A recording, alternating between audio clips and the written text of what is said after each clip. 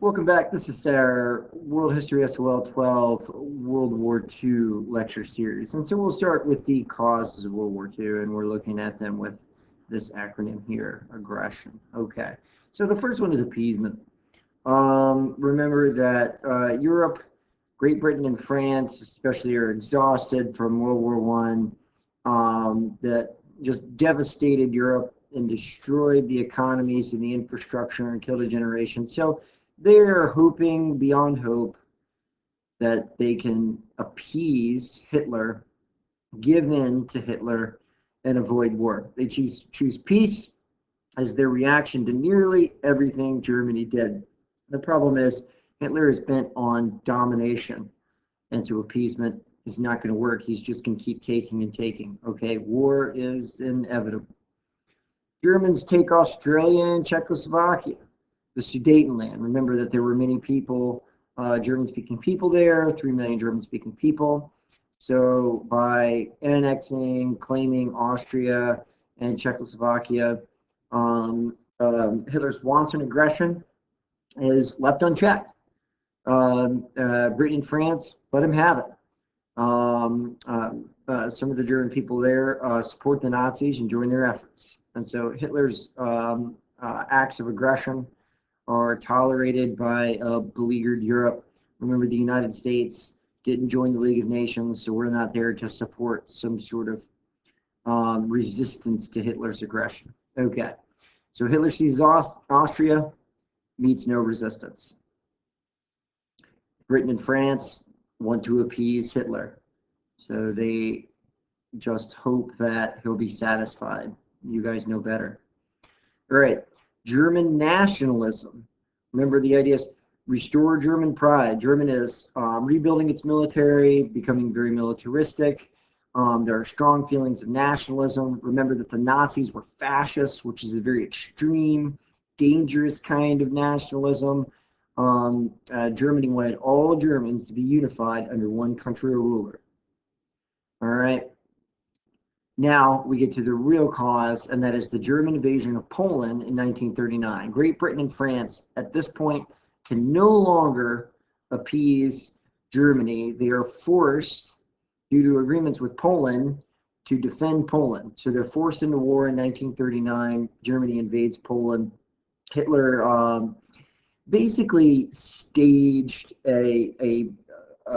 what he said was an atrocity. So they made it look like there was an attack on a German border station by Polish soldiers, but it was all staged. It was fake. Nobody was really impressed. Hitler's invasion of Poland resulted in an agreement he signed with Stalin, a non-aggression pact called the Molotov-Ribbentrop Pact, and they basically divided Poland between themselves.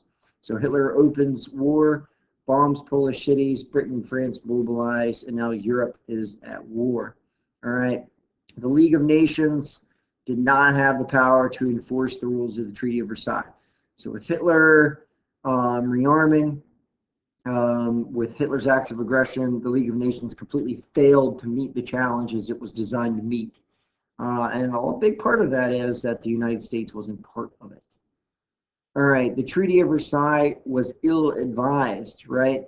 Remember that it punished Germany, charged them heavy war debt, the reparations, made Germany accept all the guilt. So by punishing Germany, the Treaty of Versailles caused a dire situation in Germany, a dire human economic situation in Germany that almost guaranteed the rise of an extremist like Hitler.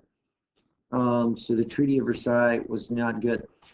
Pacifism in Britain and France, so they wanted to avoid war. Okay, they were committed to appeasement, despite the clear indications that Hitler and his aggression, if left unchecked, was not going to stop.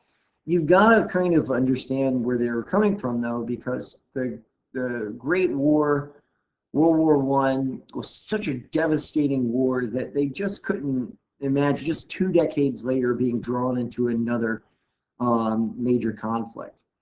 So Neville Chamberlain is committed to trying to appease Hitler. He says, if at first you don't succeed, try again. It is peace for our time. He continues to try to talk peace with Hitler. It's not going to work. Okay, so take a look at this. October 1st, 1938. Premier had two agreements in his pocket. One, the Munich Four-Power Pact for the transfer of the Sudetenland from Czechoslovakia to Germany, and an Anglo-German declaration of the desire of two peoples never go to war with one another again. Mr. Chamberlain's welcome in Downing Street was overwhelming. Women in tears cried, "Thank you, thank you."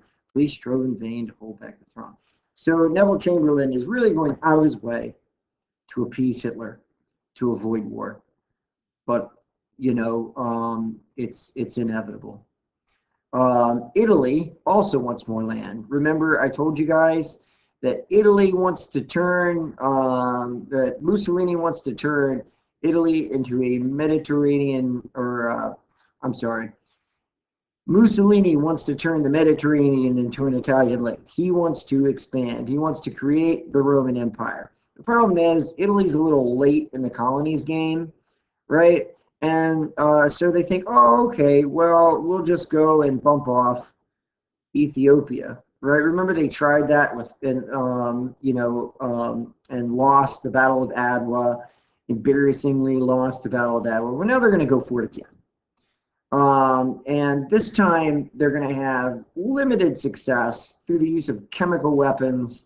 They're going to manage to score initial victories against the Ethiopians, but the Ethiopians will continue a war of resistance, and the Italians will only manage to occupy Ethiopia for the duration of the war. All right. After World War I, the U.S. was isolationist, as in they're neutral and staying out of involvement in the war, keeping to themselves, right? It's important to note that during its period of isolationism, the United States is only isolationist when it comes to Europe. We are very involved in Chinese affairs, you know, through the open door policy. We're very involved in Latin American affairs with the Monroe Doctrine. Remember the Monroe Doctrine, where we said European countries need to stay out of the Western Hemisphere, and we will consider it an act of war if European powers get involved in the Western Hemisphere. And then we had that Roosevelt corollary that we added to the Monroe Doctrine, where we said we're like the policeman for the Western Hemisphere. And so, if you know, basically we set ourselves up as sort of a parent state, you know. So we're heavily involved in the affairs of other countries when it's in our economic interests. But we look at Europe as a tangled mess that we just want to stay out of. And so when it comes to Europe, we're very isolationist, which is problematic because they need our help. All right.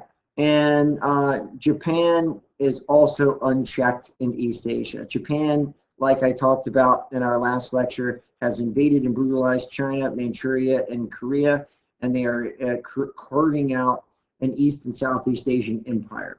Now, we do impose economic sanctions. The United States imposes economic sanctions against Japan.